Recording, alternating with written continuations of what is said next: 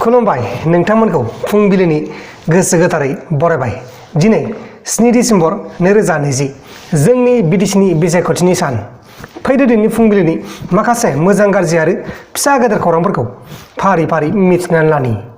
गिबि खौराङा जाबाय आसामनि जेन्डार काउन्सिल अफ जर्नालिस्टआ बा खौरांगिरिया मोनसे मिटिंआव गासैबो हिन्जावफोरनि थाखाय वर्क प्लेस बा खामानि मावनाय मोनसे जायगा एबा जिखुनु नखरनि खोथायावनो हिन्जाव आरो हौवाफोरनि गेजेराव समान अपरचुनिटि मोननांगोन होननानै दाबि खालामदों बा बुंदों। माने हौवा हिन्जाव बेबायदि फाराग गैला, हौवायानो जा हिन्जावानो जा गासिबो समान मोनथाय मोननांसिगोन बेबायदि होननानै बुंदों आसामनि जेन्डार काउन्सिल अफ जर्नालिस्टआ। बिजेपि दोलोआ आसामाव सिबिआइ नङाब्ला नेशनेल इनभेस्टिगेशन एजेन्सिनि प्रबल फाउन्डेसन डिमान्ड खालामदों। लकसभानि एमपि आरो अल आसाम इउनाइटेड डेम'क्रेटिक फ्रन्टनि चिफ जायबा बदिरुद्दिन आजमल बिथांनि सायाव माखासे नेशनेल इनभेस्टिगेशन एजेन्सि बा सिबिआइनि डिमान्ड खालामदों नायबिजिरनो थाखाय।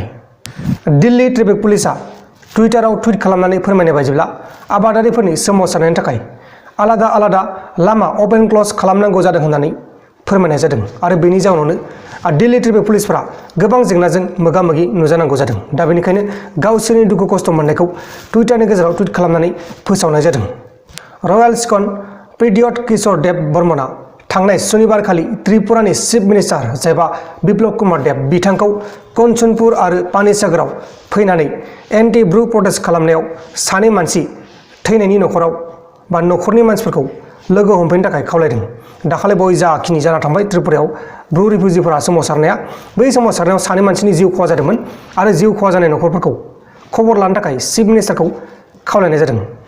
नेशनेल इनभेस्टिगेशन एजेन्सिया नार्क' टेररिज्म केसनि सायाव गासै 6 जन दायनिगिरिफोरनि सायाव सिट फाइल खालामदों। दा बिसोरनि सायाव नायबिजिरगासिनो दङ, नायबिजिरनाया सोलिगासिनो दङ। सारादा ग्रुपनि प्रमटार सुरिप्ता सेनआ पुलिसजों एरेस्ट खालामजादों। पुलिसजों एरेस्ट खालामजाखांनायनि उनाव बिथाङा प्राइम मिनिस्टार नरेन्द्र मदि आरो वेस्ट बेंगलनि चिफ मिनिस्टार ममता बेनार्जीसिम गांसे लाइजामाव गोबां पलिटिकेल लिडारफ्रा बेनिफ्राय फैसा लादों आरो बिसोर थगायनानै बिजेपि हानजायाव बा बिजेपि दोलोआव जइन जादों होननानै लिरनानै हरदों। दा बे केसनि सायाव बिथाङा लाइजाम लिरनानै हरबाय आरो बेनि सायाव प्राइम मिनिस्टार आरो चिफ मिनिस्टारखौ नायबिजिरनो थाखाय खावलायदों।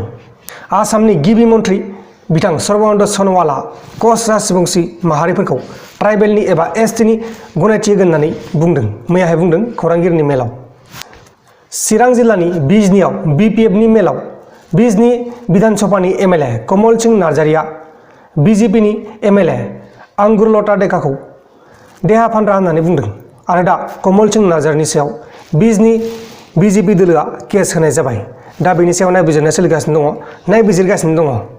अब्ला दानिया फैदो जोबथारनाय खौराङानो जाहैबाय दिनै बाक्सा जिल्ला आरो उदालगुरि जिल्लानि बिसायख'थिया दाहाय दसे समनि उनाव जागायसिगोन।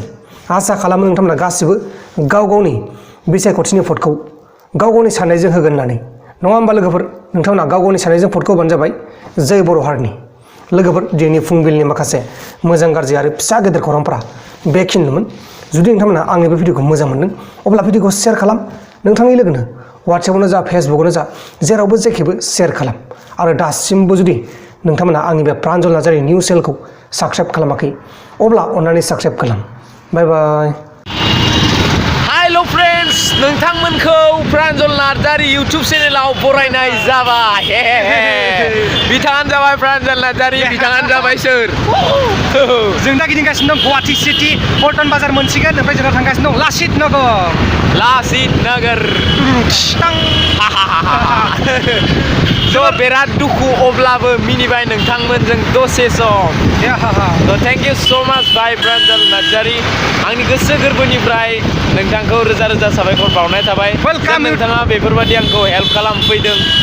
आं जोबोर मोजां मोनदों बिथाङा जे फैदों आंखौ खबर लादों, आं बेनि थाखायनो रोजा रोजा साबायखर जासियो बिथांखौ।